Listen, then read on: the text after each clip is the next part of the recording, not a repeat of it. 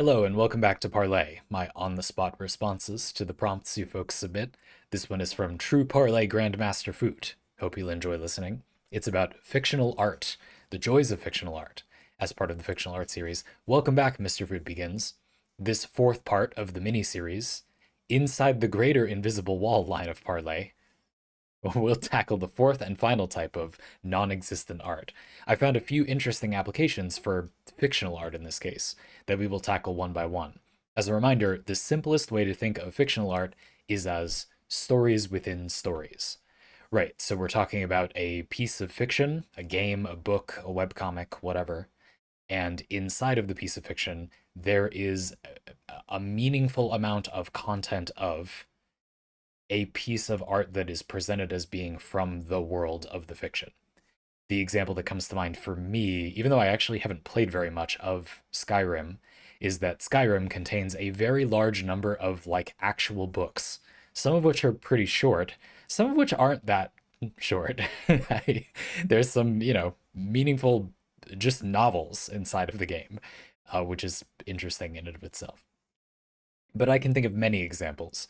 Another one that comes to mind for me recently is in Brandon Sanderson's Mistborn.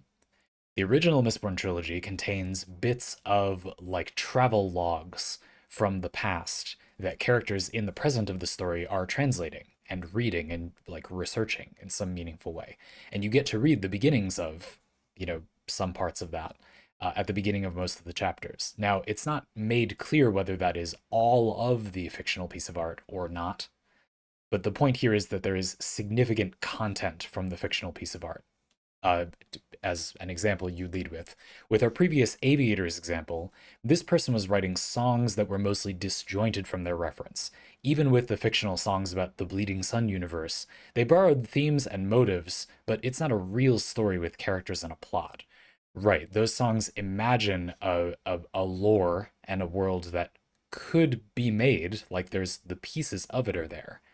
But it's not really a story within a story. It's sort of a story created in a song, created in a way that is as if it was inspired by a story that existed. I think I can explain this in a way that's easier to think about. That you can imagine how when you read something or watch a movie or play a game and you like it, it leaves an impression on you because of its story. Well, you don't take away every single detail of that story. There's like some high level things that you conclude. You could just think of some high level things you like to take away from stories. Imagine how they could be vaguely connected into a story, not write that story, and then write things that reference the outline of that story. You see what I mean? Like the things you would take away if it were a complete story. You could do that, but we're specifically here talking about fictional art being like you get meaningful content of the piece of art inside of the other piece of art.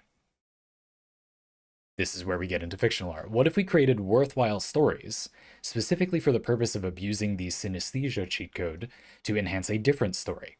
Out of all of the webcomics I've read, I've forgotten most, but there are two that I think about on a regular basis.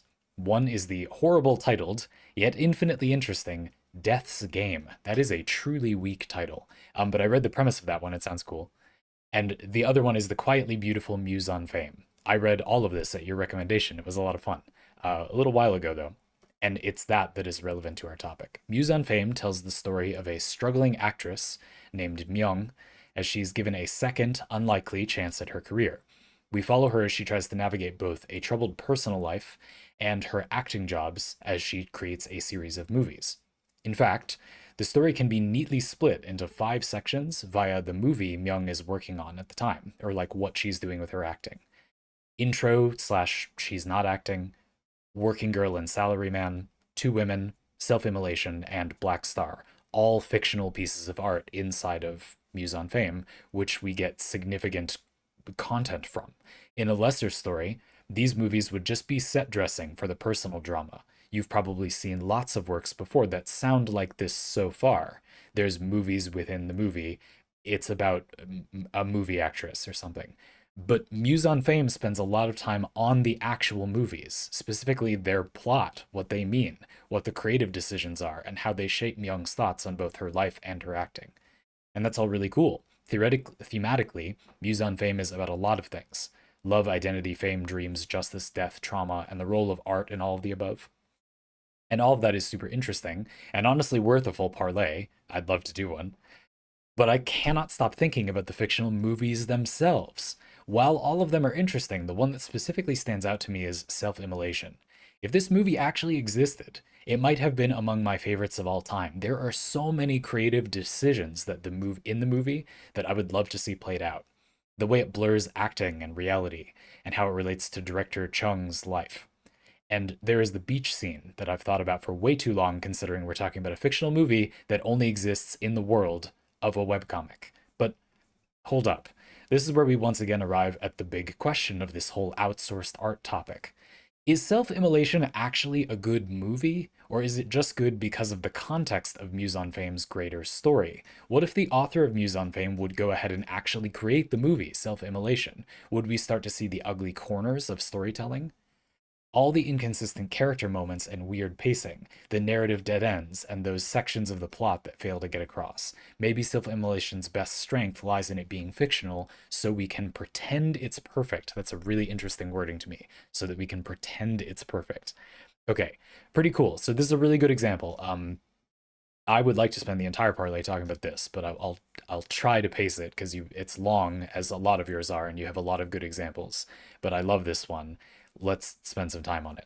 The interesting thing for me about this, like the crux of the subject, is that this is probably the best way to pitch to people what the point of this like fictional art topic is. Who cares? Like what it's cool. It could be fun to sort of have a story within a story, but who cares?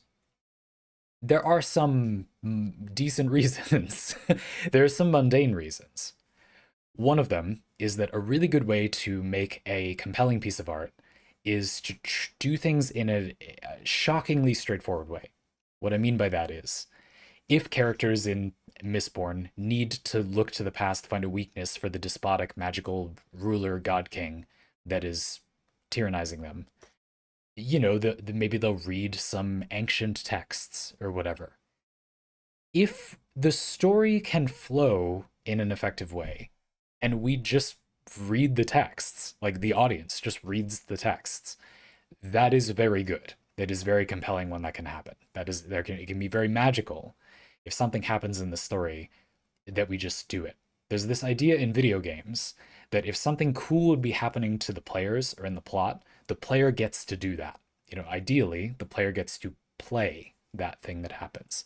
If we rob a bank and then go get a sandwich, making the getting a sandwich playable and the robbing a bank not playable, yeah, I don't know. I mean, maybe that would make sense, but from a distance, that doesn't sound that sensible, right? Ideally, it would be good to go there. Now, there can be exceptions. It can be that reading an ancient text to discover the weakness of the despotic magical ruler could be boring like that, and if it is, then it's obviously fine to skip it. But I do think that most media errs on the side of not doing it because it would be more work or it would require some lateral thinking to do, not because it would not further the story. In other words, I think people have a bias to not include these details, even though I think they're more often than not, it's good to include them, basically. Doing that more would probably make most fiction better, if you got to see more of that stuff. A lot of fiction is written in a way where it avoids these things. Like there is no fictional art that is relevant to the story, so it wouldn't make the piece of fiction better if we saw it because it isn't there for us to see. Like their art isn't relevant to that story or the way the story's written. But I think for a lot of pieces of media, it is. So sure, that's cool. Just adding that depth is neat. You might not care about any of this thematic stuff. You might not get emotionally invested in Muse on Fame, and you might still think that including these pieces of art is better than not including them, just because it's kind of cool to see like what the movie is. That's neat. It obviously helps you understand Myung's experience more to understand what working on the movie is like. If you're a person who is a little bit cynical about actors in the big business industry of making movies, this is a pretty good human look at why that is demanding. I wasn't ignorant of that before entirely, but I do think it increased my sympathy to that position, that it's hard and emotionally demanding in a unique way for a lot of people. That's interesting. Like that's cool. And that's an effective way to show that thing. But I feel we are talking about something that is apart from those benefits. Those are there. And it's fine if you think this is a cool thing to do and those are the benefits that you want. Like, that's fine. But we are talking about something a little more specific, which is the benefit that you can make a piece of art basically seem better than it would probably actually be by putting it in a fiction, basically. It can be sort of preternaturally good, better than it would be likely to be in real life. Maybe better than a piece of art will ever be for you in these characters' lives. You can tell a story about that thing, which, that's interesting. And of course, you, the creator of this work, you can tell a story that presents a piece of art that is better than would be physically possible in real life, or statistically probable in real life. Indeed, I think that if we saw self-immolation, I don't think that would be that good necessarily. I think what is good about it is that the author is good at showing us the impact that a movie would have on characters, not an impactful movie. Those are not the same thing. I would argue that it's more that it's just challenging to show that human perspective. It's not that it's particularly like easier or harder. I don't feel like this is really a cheat code. You're creating a piece of art that seems larger than life and showing that through the characters and the effect that the piece of art has on them. But it's not really cheating at making something better than it actually is, because you have to write a really good story about the emotional journey those characters are going through to write that piece of art. I would venture that that is harder than writing a good movie to some extent. I don't, in some ways anyway. It's a different activity. Now, obviously, making a whole movie is harder if you had to do it solo than writing a webcomic that depicts a movie and then that movie's good. That's not really what I mean. I'm just saying that I think telling the story that way, as opposed to if this webcomic author had written a story that does not have movies inside of it, fictional movies inside of it, like that would be easier than this. Do you see what I mean? So I don't feel like it's a cheat code. If anything, I actually feel like this is harder. You pretty much have to conceive of a good piece of art, and then you just show the highlights, and it's pretty fancy. It's a very deluxe experience to read a piece of media and have it be that you just get whole stories in there. I was delighted when reading. I love this in books, especially. I was delighted reading The Starless Sea by Aaron Morgenstern, I think. The Starless Sea, which contains some characters that are kind of displaced in time from each other, and they write each other letters. And I was delighted that we just get the letters some of the time. Like, we just read what the letter is. Or in the Arknights anime season 3, Chen and Tallulah, as kids, have written each other notes. And during the little break scene, 10 minutes into each episode, where it like breaks for, I don't know, I guess a commercial or whatever, I don't know how. Anyway, there's like a beat that they kind of do even when anime doesn't air on television. In the middle, that will have like a little splash art or the logo of the series. They don't do that. They just show us one of the letters that the two of them wrote to each other. That's great. I think it's interesting how, for me, the magic is often captured by a single uninterrupted piece of media that is fictional, like that exists in the universe. But and the fictional part is that we don't see all of that. We don't see all of Chen and Tallulah's letters. We don't see all of the letters between the characters estranged in time in the Starless Sea. We don't have a way to know that we're reading every single line of the narrative that the characters in Mistborn have dug up. It doesn't matter. I think that's the thing that's interesting here. You can do it the way that Muse on Fame does, where we see her on set, and we do get a decent amount of the content of the movie uninterrupted from the perspective of the characters, like they do a long take, and we just see them acting out that scene, and it's recorded, and then the film guy goes, cut, that was good, we're putting that in. So like, we basically saw that chunk of the movie. We did see it from the perspective of the crew or the actors, not in a movie theater, and not in a fictional movie theater, which is different. Whereas in a lot of my book examples, we see a complete uninterrupted piece of a written piece of media shown in words, which like that is very similar to like Chen and Tallulah's letters are no longer fictional, right? Like there it is. That's one of the letters in basically in real life because the letters are right there. You see what I mean? You could argue it's like that, but I think that the magic comes from the fact that we get the effect of some of the effect of having all of the letters or all of the movie, but we don't need to put all of the movie inside of the piece of media. We don't need to put all of the letters inside of the piece of media. I would argue the cheat here is that you save space inside of your story. Not so much that it's not like easier. I'm kind of arguing it's actually harder than not doing this most of the time.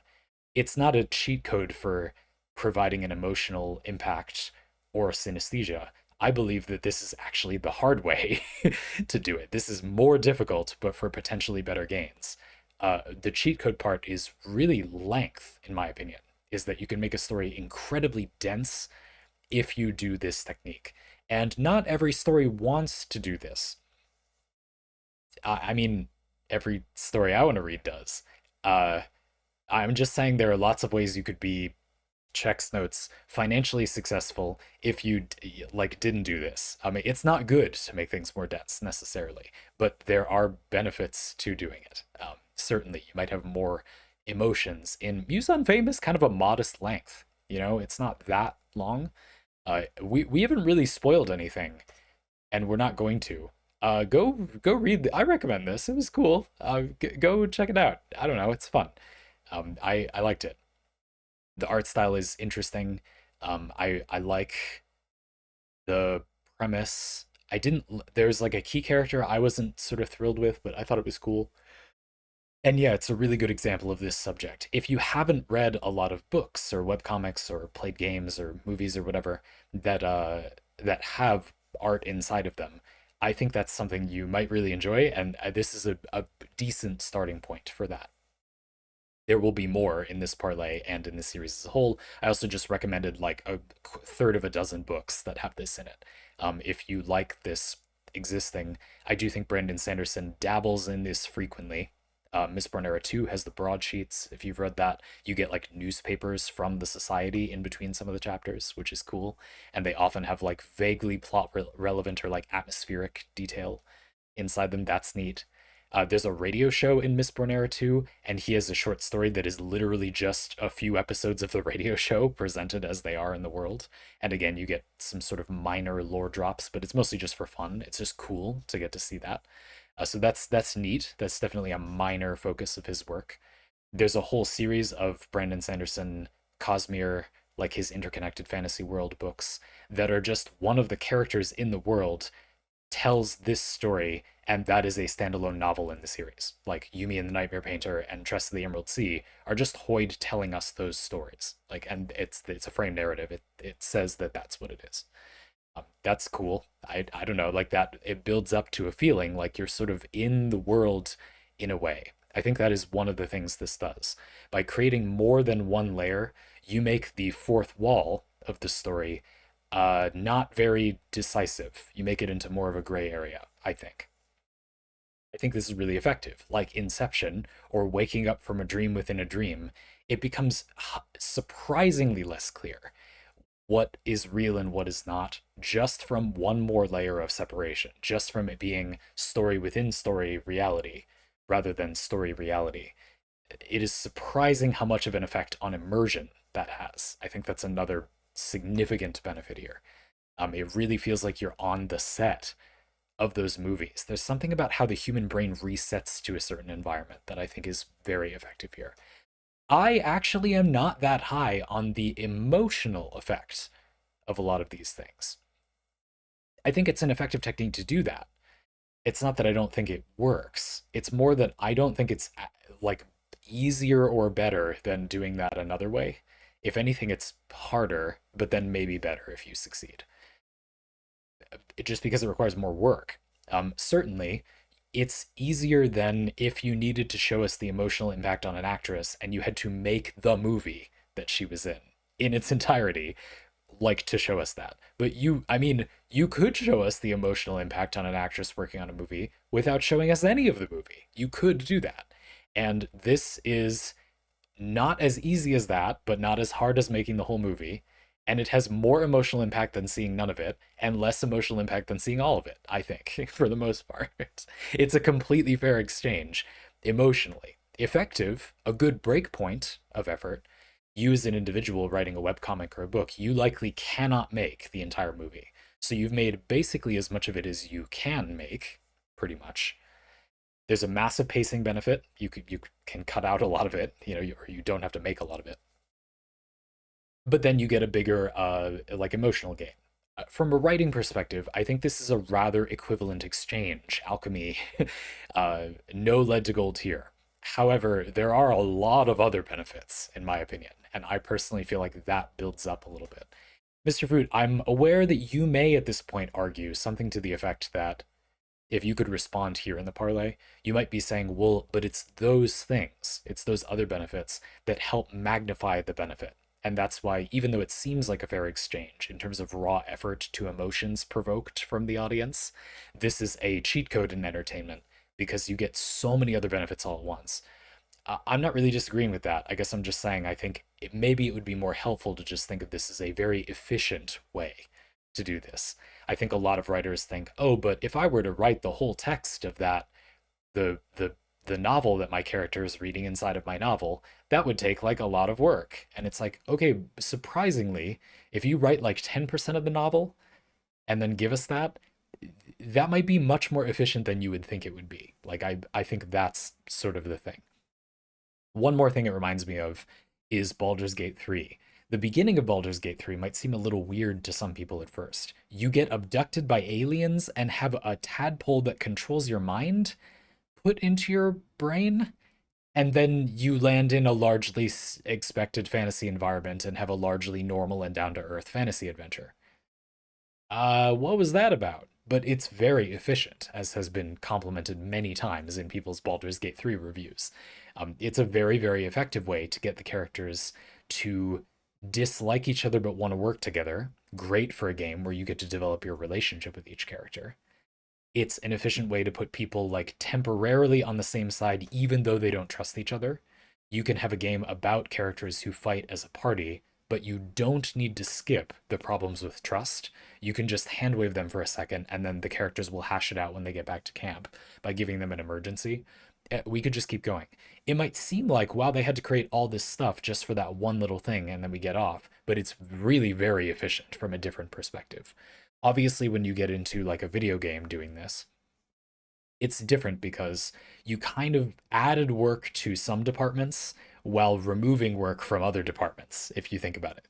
I think that the intro on the Nautiloid in Baldur's Gate 3, the very beginning of Baldur's Gate 3, right when you boot the game and make a character, made it easier for the writers, but harder for the like visual designers and the voice actors. Not maybe not harder, but like more work. It redistributed work. But I'm suggesting that that may be a relative overall savings in development effort. And that gets more true the less people are working on the project. Like if it's just a book, I would argue that writing that as the intro is almost certainly less work than finding another way to do all that stuff. And I mean, it gets us, we hit the ground running. I don't know. It's an immersive intro. You get the first person perspective thing on your character too. I like that. Where the tadpole's getting put in your eye, kind of terrifying. I don't know. It's very efficient, in my opinion. So I just wanted to suggest that maybe that is some of the benefit here. Now, I think a key thing to take away from this first example is in Muse on Fame, the movies in the webcomic could easily be good in real life. And listening to them, reading about them, you might even imagine movies that you feel like you've sort of seen. You've sort of seen a movie like this before. They're not the weirdest movies ever. That's not really the point. The point is to focus on the impact they had emotionally on the people who made the movie. And it can be surprisingly more efficient to do that by not showing us all of the movie, but also by showing us some of the movie. And that's interesting. But it's not that there would be a problem per se with showing us the movie in its entirety. If I could put you into a pocket dimension and you just sat down and watch all of Self-Immolation and then you pop out of it, feeling no exhaustion nor losing any time from your real life for having seen the movie, You could argue that if that were somehow possible, that would be better than not showing it. You could argue that. I'm not sure I would totally agree, but it's arguable, right? There wouldn't really be like an immediate, that wouldn't break the story necessarily if self-immolation was good when you saw it as a full movie. But there are cases where if you were to show the full text of the fictional art, that would break something about the story, and for reasons other than just pacing. So, for example, in my Arknights anime example, like for a story about a paramilitary slash pharmaceutical slash welfare company, Rhodes Island, the protagonists, I guess, of Arknights, where we're constantly doing operations to save the different post-apocalyptic cities, and it's a decently action and serious oriented show about characters that are sort of hardened, grizzled police officers or war veterans or Red Cross members, whatever you want to call the characters in that story. It would damage the story to put a significant volume of the story like to the side while we see all of the letters between Chen and Tallulah. That just doesn't work for the show's pacing. So that's not what I mean. What I mean is the letters themselves, though, that could be fun if it was sort of its own thing. There are novels that are just like it's all letters between two characters, and that's it. That's the whole book. And that's fine. It is possible that the fictional art like kind of couldn't work in reality, or it works better if we don't see all of it. That I think is a significant difference. The King in Yellow is a kind of cosmic horror novel that was famously one of the main inspirations to H.P. Lovecraft. It's a collection of short stories that are loosely connected by a fictional piece of art, a stage play in book form called The King in Yellow. I will refer to these as the novel, the book you read physically, and the stage play, the fictional story within called The King in Yellow, from now on to avoid confusion. Okay, so the stage play is the fictional art. We only ever see short snippets of the stage play. A song from Act 1, a small piece of dialogue, maybe some short descriptions from people who've seen the play. The interesting bit is that we see the reactions people have to the play. They change in strange ways. In the novel, the play is banned and forbidden by every institution, not for being immoral or explicit, but for being too dangerous. It is described to spread from person to person like an infectious disease. This is one of the few glimpses of the play we get, and I believe it illustrates the haunting nature of it. Camilla, you, sir, should unmask. Stranger says, indeed? Casilda says, indeed it's time. We have all laid aside disguise but you. The stranger says, I wear no mask. Camilla, terrified, aside to Casilda, no mask? No mask! From The King in Yellow, Act 1, Scene 2. It's hard to describe what the novel does to the reader. Most stories aren't very scary, they're just kind of weird. The stories seem to have supernatural elements, but you can never really be too sure how much of it is supernatural and how much of it is just the protagonist's delusions. The book puts you in this state of mind where watching these characters change due to a story makes you, the reader, withdrawn. It's like some primal subconscious part of the brain rejects the idea that any story could have that much power over you, rejects the idea that a story could take away your idea of who you are. Because we know how much power some stories can have over our real lives. We believe that there could maybe be a story powerful enough to take over our identity. The fact that we never see the stage play in full adds to the surrounding mythos of this fictional narrative. Yes, so that's the key thing. You can imagine that if we saw The King in Yellow, it would be very unlikely to elicit this response from most people. And it's not a matter of quality, in my humble opinion. We get to have a story that is about the idea of a play which warps the perception of the people that see it. If a play actually did this in real life, probably logistically, it wouldn't have that effect for most people. It would gain that reputation from a very small number of people. As a piece of evidence for that claim, most of the things that are like a cult classic or people are fanatically excited about, well, statistically, most people who consumed that piece of media are not fanatical about it. It's a vocal minority of people that are fanatical about it. Why does this matter? Because if we saw a piece of media that would cause a vocal minority like that to exist, statistically, you, the audience member I'm talking to right now, would not have an experience like that with it. You see the problem?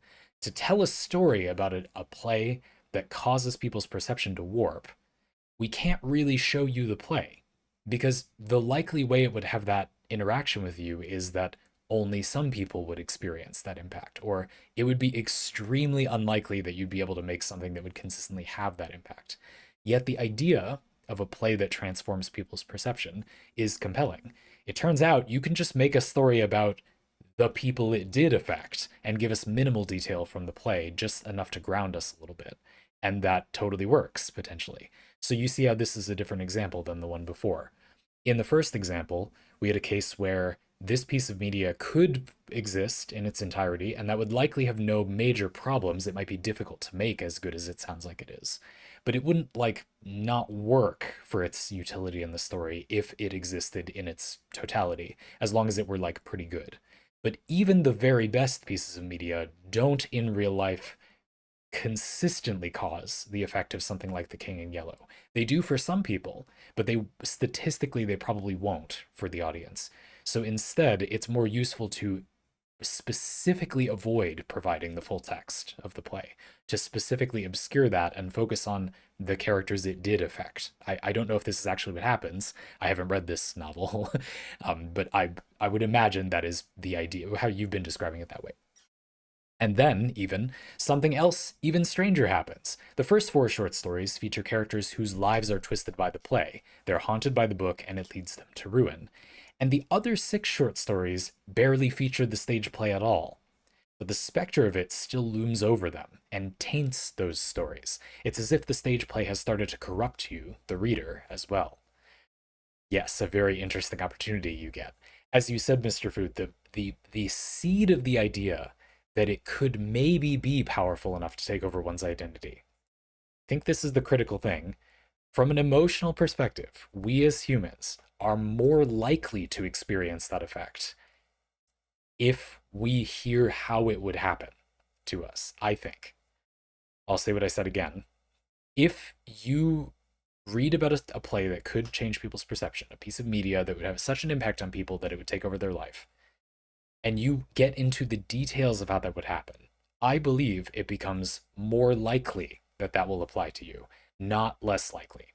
This is arguable. There are some fallacies where you might not get over the fallacy just because you know it's there, but you're probably less likely to become like an incredible victim of it, to totally waste your time in discussion because of the fallacy. I would argue that it makes you less susceptible to the fallacy. Not 100% of the time. It's a pretty well documented phenomenon that people who hear a fallacy described become arrogant about the fallacy, and those people actually fall victim to the fallacy more often than people who don't know about it, by a little bit at least. Yeah, that's possible. I'm just saying that I literally mean it's arguable. I'm not saying the facetious version of that people say where they say, I would argue that it could be like this, and they mean it just is like that. I'm saying, no, there's a legitimate argument to be had. Does hearing about this more make it more likely to have a hold on us, or does it make it less likely? And I would argue that this way of doing it, probably not describing purely logically or primarily logically how the play has affected the people. They're not describing like what mechanics of storytelling will have a deep engrossing effect on the viewer. Probably they're not doing that primarily in this book. They might be. Again, I haven't read it, but I predict they're not. They're probably focusing on what happens to someone's life when a piece of media sort of envelops them a little bit. And knowing that makes it, why do I think it makes it more likely to affect you? It makes it more relatable. It makes it seem less like something that isn't about you and is just over there. You notice the similarities. You notice how it could fit your identity. I think this is a huge aspect of whether people are compatible or not with a piece of entertainment. There's this phenomenon almost as if people have the reason they like it or they don't like it is because they feel they are allowed with their current personality to like it or not like it. They're compatible with it from their perspective.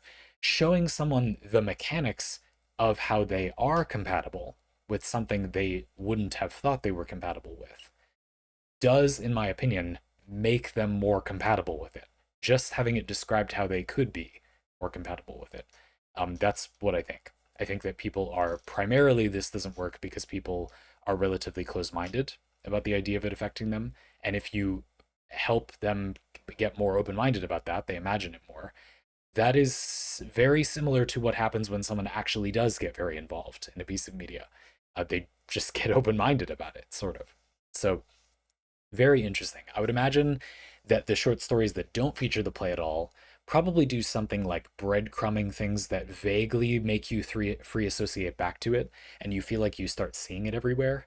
I don't know. Like if I had to write this for some reason, that's probably what I would try first and then see if it would work. Obviously, it's quite exciting to me to hear this being done so much. When I graduated college and got my university degree, my bachelor's, the thing I had to write was basically just a novella, but it was required to be take two experiments from two other novels and combine them, do both of them, and write a novella that attempts to use both of those. This was a really, really good assignment. There's this thing in publishing where they say your first 5 books will be bad. And so, like, you can look at that a few different ways. I have to write 6 books before even one will be any good. That one's probably not going to be that good either, actually.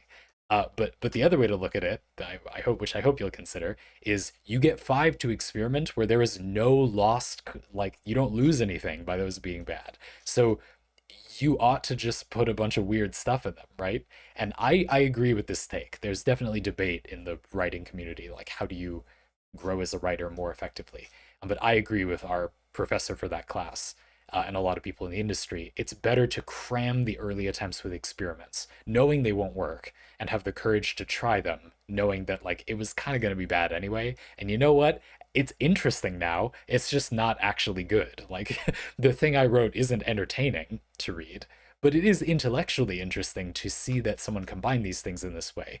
And I did achieve a rather satisfying effect, very similar to this one, where by alternating dream and waking life chapters, dream chapters that were very immersive, very lucid, very involved dreams for the character, and then waking life chapters that were purposefully highly mundane. No other characters, essentially no dialogue. The character does things alone that are mundane things you do all the time. They go to a movie and sit in the movie. They go to a restroom and they go in the, like, they don't pay attention to what, gender the restroom says it's for. Things like this. Purposefully incredibly mundane things. But because they had the contrast of, like, there was the dream sequence, you can see what I'm doing a little bit, right? There is something a little weird about a movie theater. It is a weird realm in some ways. You come out and it's like the light level has changed a lot and you were in there for hours. When you, I think, when you're looking around for a restroom in an area you're not sure you're actually allowed to be back here, maybe you walk into the wrong one if this has happened to you before. It could be embarrassing. Also, a slightly surreal experience. People have dreams about doing that. I purposefully picked things that were unbelievably mundane, but which feel vaguely related to being like a dream sequence event, or have a dreamlike quality in real life.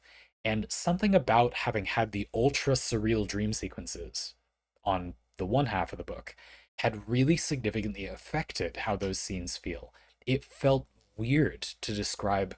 I guess if I do say so myself, I did an okay job picking details to focus on where if you take a certain subset of the things that happen when you go to a movie, and then you're really focused on thinking about a weird dream you had while you focus on those things, it's quite bizarre. Like, that's a very strange environment from a certain perspective. And what the book tried to do was to grant you that perspective. And that kind of sounds like vaguely what's being done here. I later learned in my writing career of the existence of the King in Yellow and many more books that revealed to me that this is actually a quite common trick. I'm not very original for thinking of that. This is, if anything, this is obvious to most writers, but it doesn't make it bad. It's cool. So yeah, very interesting approach. And it's interesting how not knowing like about the play is an interesting way to do that. And there's also this anxiety for you as a writer where you don't really know, like, are we gonna get the play, you're thinking, and so you're fixated on it a little bit. I feel that can be a little bit abusive to the inexperienced reader. They might feel like, well, this was disappointing because we were leading up to seeing the play and we never see the play, when the fun is meant to be that you don't see it. This is a you can't have your cake and eat it too situation, I think, where you do lose the basic entertainment value that Mise en Fame maintained, where a lot of people might just like that you see the movies. Like that just is good outside of the benefits of fictional art. But this version kind of gives that up, I would argue. And so you can decide for you as a creator if that's worth it, but still very cool. Then there's a third use for fictional art I'd like to talk about. Look at this parlay, folks. Jeez. It's going to be long. Goodbye Eddie is a story we have covered in episode 2 of this series on antagonistic author-audience relationships. Goodbye Eddie is a manga in the style of a movie about a movie of the protagonist's life, maybe, that contains a movie about his relationship, in quotes, to a girl named Eddie, whom he met because he made a movie about his mother. We're not going to explain that. This description sounds insane because it is. But that high level description is not the whole story. Goodbye Eddie starts out as a simple yet morbid tale of a boy being gifted a phone that he's supposed to use to create a documentary about his mother's fight and eventual victory against cancer. It starts out serious, but then once it's clear that his mother's illness is terminal, he can't handle confronting her. He flees from their final meeting, as the hospital explodes and it's revealed that the story so far was a movie within the story. When you read this for the first time, it creates an almost physical sense of whiplash. When we turn the page, as the boy starts running away from the hospital, we expect something emotional, but the page turn instead surprises us with a double-page spread of an explosion. The next page turn is another double-page spread, but this time of the previous spread, projected on a screen with a couple hundred students watching in confusion. We learned that this was their like movie for a school contest or something, like a film festival. Without spoiling the story, if you're worried, go out there and take the 30 minutes to read it. Goodbye Eddie does this a couple more times. I did read it. I think that that's accurate, 30 minutes to an hour. And it was cool. Yes, it does it more times. And constantly resetting what you think the story is about in terms of both plot and meaning is exhausting for the audience, potentially. To those following along with the Invisible Wall series of Parley, this is going to sound very similar to Nier Automata's continuous expectation resets. Layering fictional art that way is almost obvious if you think about the concept, and Goodbye Eddie is not the first story to come up with this idea. That being said, creating a similar effect to the expectation resets of Automata could be a highly desirable thing. This is a weird one to me. I actually have I liked that example. I'm happy you recommended that to me too. But I don't have as high an opinion of this technique. I think there are quibbles about it, and I feel like it's a little bit closer to. There's no moral thing against cheating here, but like this is a little bit closer to cutting corners in a way that will make a story more satisfying while saving you time, maybe. And I think that's interesting, but I do also think it has more problems. Basically, there's this feeling like it is good in media when you can provide for the audience some way to figure out whether they will like this piece of entertainment. It is often called the lack of patience of the modern generations, that people want things to provide instant gratification. But there is a subtler, more sober kind of cousin to that desire, which is there is a lot of human entertainment. That's good, but it's hard to know which things you'll like. That's bad. So why can't pieces of media make it clear whether I will like them from the beginning? Sometimes to tell a story in a certain way, you can't do this, but I feel a very large majority of the time you can do this. There's a way where it's possible somehow to give the idea that the story's going to go on to be this way, even if it appears to take a long time to set up. Just for example, in Steins Gate, we follow what I would describe as kind of a mirrored structure, almost like the hero's journey a little bit, just as a way to think about that. It doesn't follow the hero's journey that closely, in my opinion.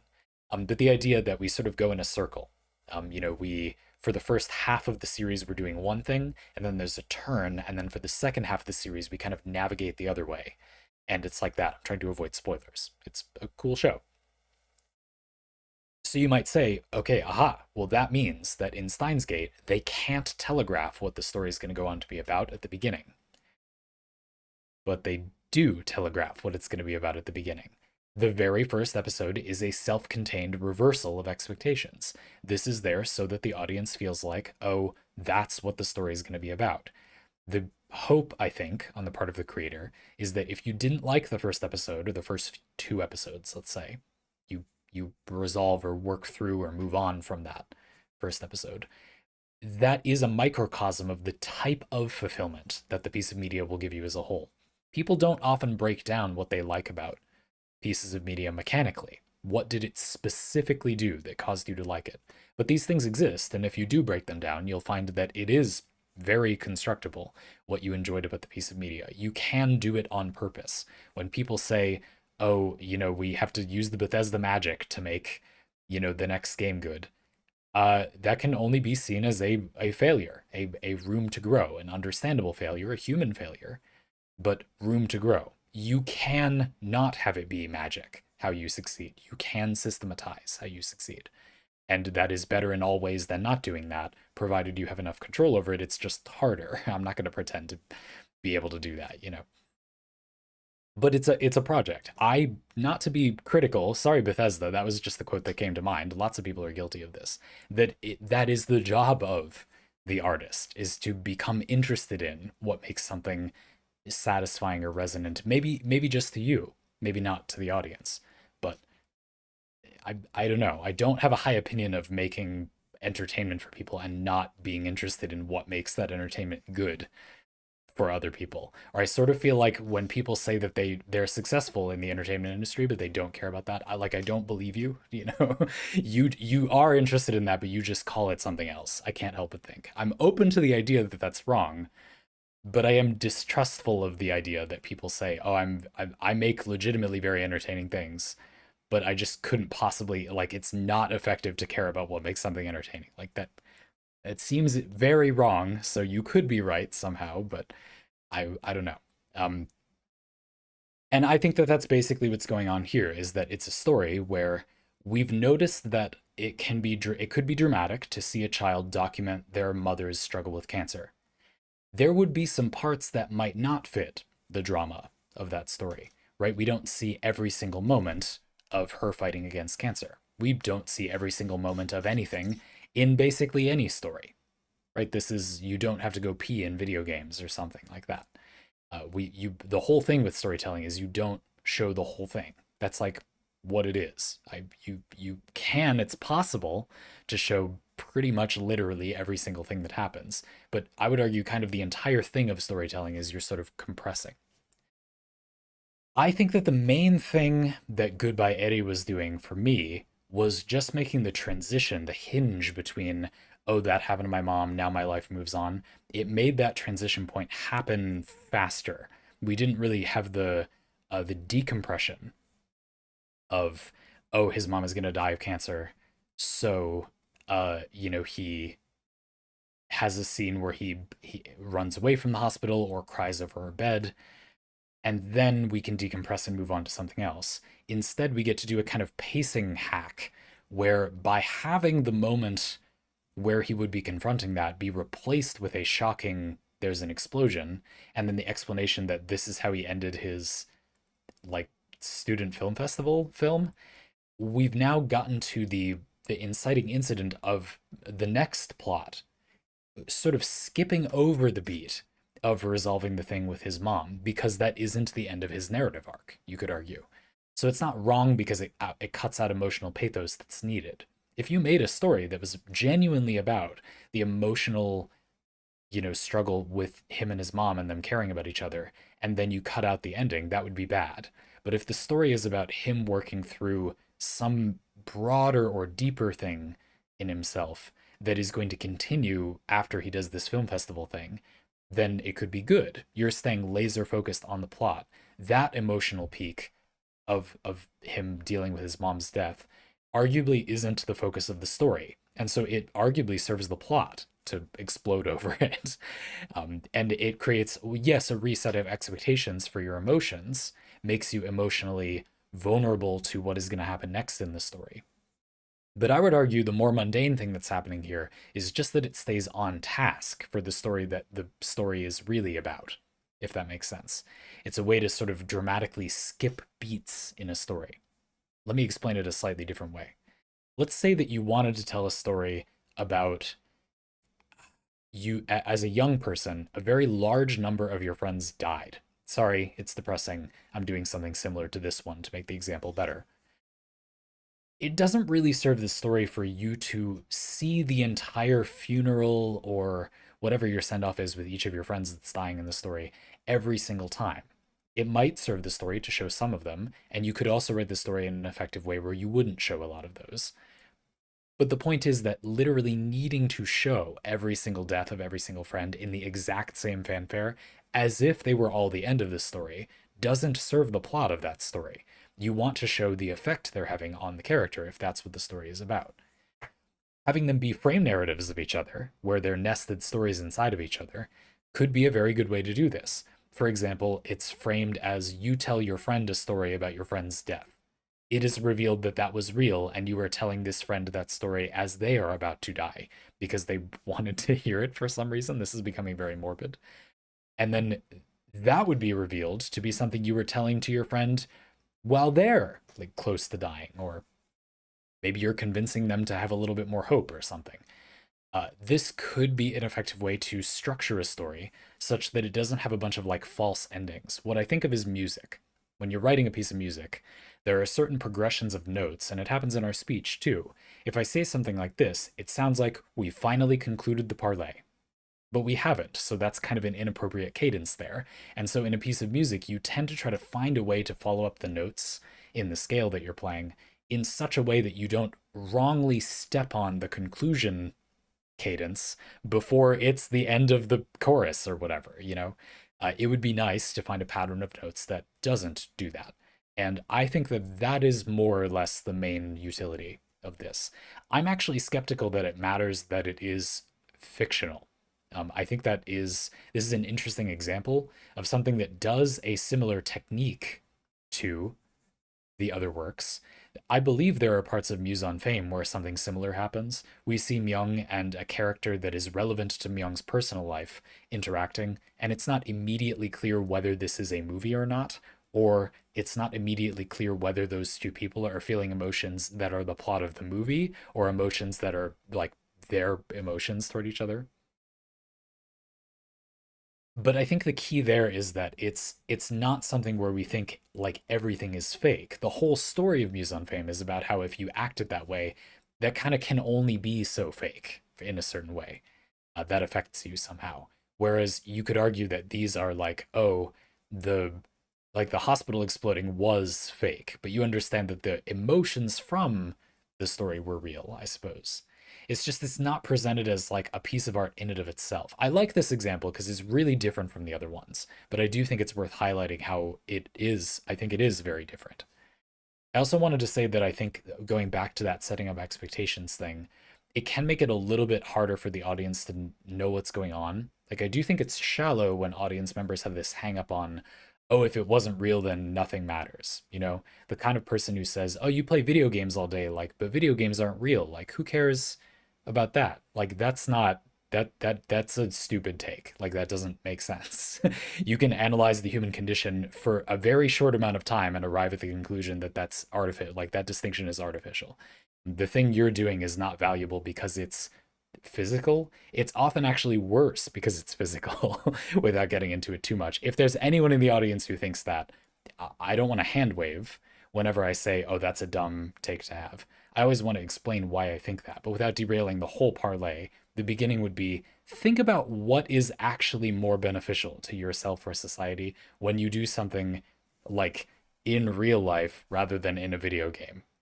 Yeah, most of those things, it's actually worse that it's in real life. And it would be better if you could have the same experience, but it didn't need to happen physically.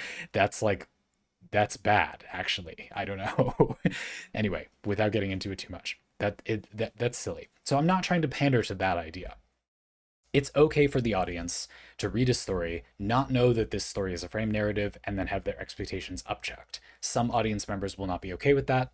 I'm sorry, but that's just an immature perspective. They'll get over it, and it's good for stories to do this.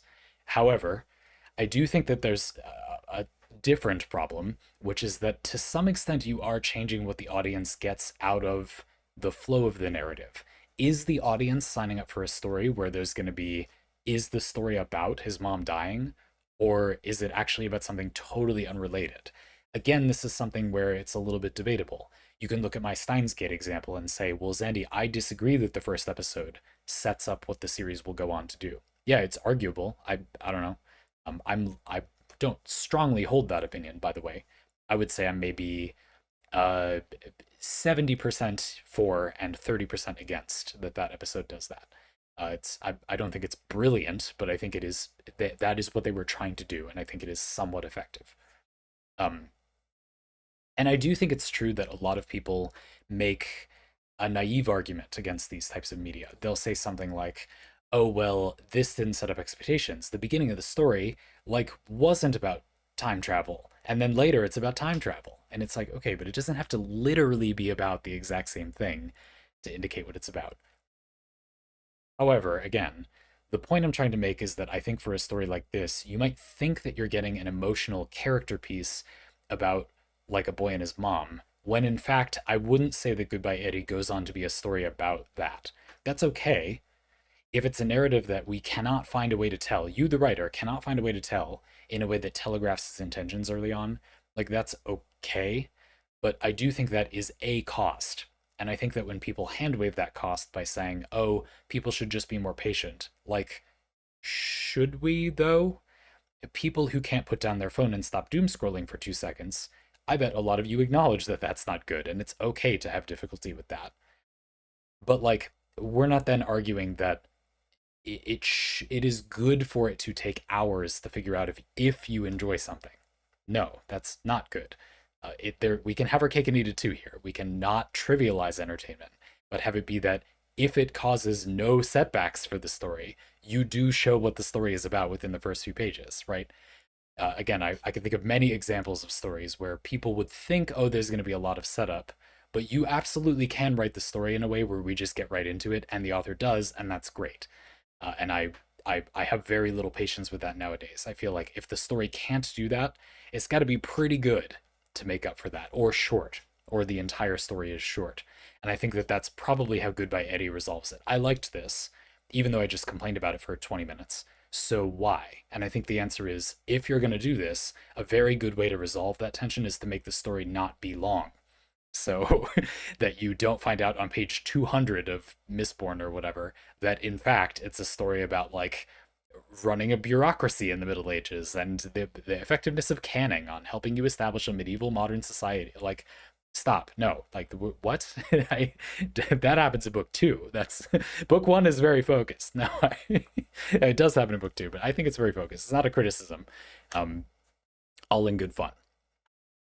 Okay, we now spent 4 parley talking about these types of non-existent art. For me, hypothetical and imaginary art turned out to be mostly academic curiosities and brain teasers. Referential art has some applications, but this idea of fictional art, stories within stories, seems really promising. In this parley, I believe I have demonstrated 3 distinct things you could achieve with it. There are 2 lines of questioning we could go down from here.